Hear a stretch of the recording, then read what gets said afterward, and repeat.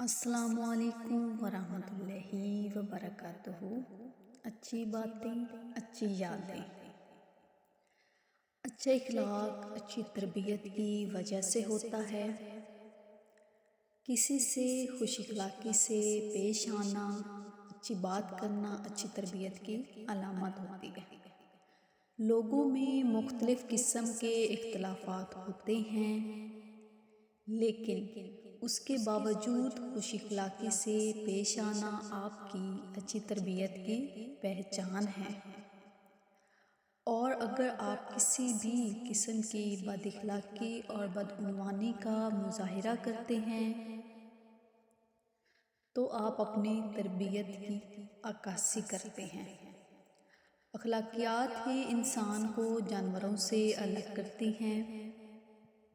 اگر اخلاق نہیں تو انسان اور جانور میں کوئی فرق نہیں۔